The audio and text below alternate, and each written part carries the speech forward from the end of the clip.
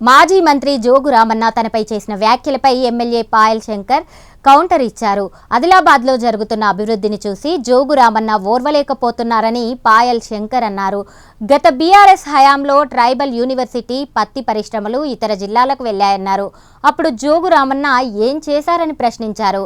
BRS హయాంలో జోగు రామన్న చేసిన తెరచాటు పనులు అందరికీ తెలుసునని ఎమ్మెల్యే పాయల్ శంకర్ ఘాటుగా విమర్శించారు. మాజీ ఎమ్మెల్యే జోగు రామన్న గారు ఊహించినటువంటి అభివృద్ధి ఆదిలాబాద్కు వస్తున్నదని, అసలు ఎయిర్పోర్ట్ అనేది ఆదిలాబాద్కు రాదు, అదొక కళ అని, ఇంటిగ్రేటెడ్ స్కూల్ అనేది 200 కోట్ల రూపాయలతో గొప్ప చదువులు చెప్పించేటటువంటి అంత గొప్ప పాఠశాల ఆదిలాబాద్కు రాదని, ఇక్కడ జరుగుతున్నటువంటి అభివృద్ధి కార్యక్రమాలను చూసి ఓర్వలేనటువంటి మాజీ మంత్రి జోగు రామన్న గారు నా మీద కొన్ని ఆరోపణలు చేసే ప్రయత్నం చేశారు. నేను పత్రికాముఖంగా జోగు రామన్న గారికి కొన్ని విషయాలు చెప్పదలుచుకున్నాను. నీకు ఆదిలాబాద్ నియోజకవర్గంలోని ప్రజలు 15 సంవత్సరాలు ఈ ఆదిలాబాద్ శాసనసభ్యునిగా 4 సార్లు అవకాశం ఇచ్చింది. 10 ఏళ్ళు ఈ రాష్ట్రంలో అధికారంలో ఉన్నావు, 5 ఏళ్ళు మంత్రిగా ఉన్నావు. ఏదో ఒరగబెడతామని గొప్ప ఆశతోని నిన్ను ఆదిలాబాద్ ప్రజలు ఎమ్మెల్యేగా ఆ రోజు చేస్తే, ఆదిలాబాద్కు వచ్చినటువంటి కేంద్ర ప్రభుత్వం మంజూరు చేసినటువంటి ట్రైబల్ యూనివర్సిటీ పక్క ములుగు జిల్లాకి వెళ్తే జోగు రామన్న గారు నోట్లో బెల్లం పెట్టుకున్నావా?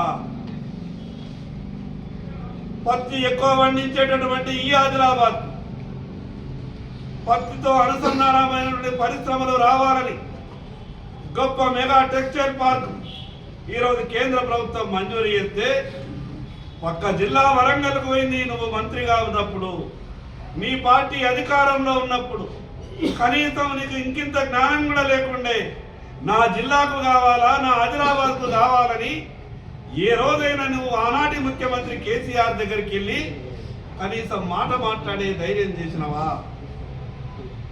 నేను నీ తీరు నోట్లో బెల్లం పెట్టుకొని ఉండలేను.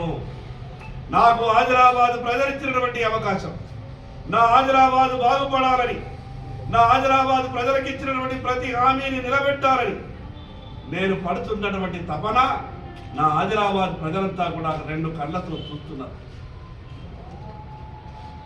ఇంకొక విషయం, నాకు చాలా సందర్భాల్లో వ్యక్తిగతంగా మాట్లాడద్దని, కానీ ఎదుటి వాళ్ళు ఏ ఆట ఆడితే రాజకీయాలలో ఆ ఆటతో తిరుగు జవాబు చెప్పక తప్పదు.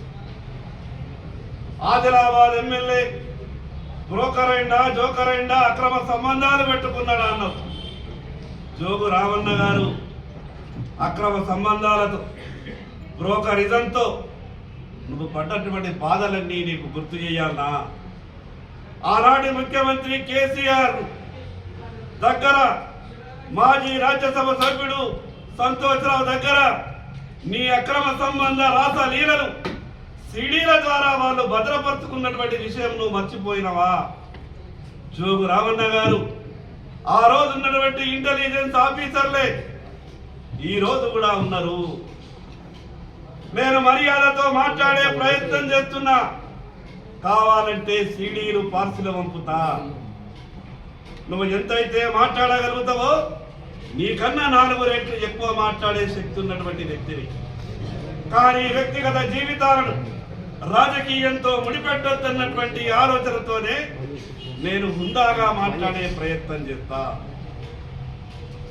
దేశ ప్రధానమంత్రిని ఆదిలాబాద్కు తీసుకొచ్చిన, రాష్ట్ర ముఖ్యమంత్రిని ఆదిలాబాద్కు రమ్మని ఆహ్వానించిన, కేంద్ర ప్రభుత్వం మంజూరు చేసినటువంటి ప్రాజెక్టులకు రాష్ట్ర ప్రభుత్వం సహకరించమని రాష్ట్ర ముఖ్యమంత్రి గారిని ఆదిలాబాద్ ప్రజల సమక్షంలో కోరిన దానికి రాష్ట్ర ముఖ్యమంత్రి గారు గౌరవంగా ఒప్పుకున్నారు. స్థానిక శాసనసభ్యునిగా ఒక రాష్ట్ర ముఖ్యమంత్రి నా నియోజకవర్గ ప్రజలకు చెందినటువంటి అనేక అభివృద్ధి కార్యక్రమాలు నా ప్రజల బాగు కొరకు ఒక ముఖ్యమంత్రి హోదాలో వచ్చినప్పుడు గౌరవించి ఆహ్వానించడం ఇది యొక్క తెలంగాణ యొక్క సంస్కృతి. మీకు చేతగాకపోయిండొచ్చు, మీ అసమర్థ పాలనలో ఈ ఆదిలాబాద్కు అన్యాయం జరిగింది.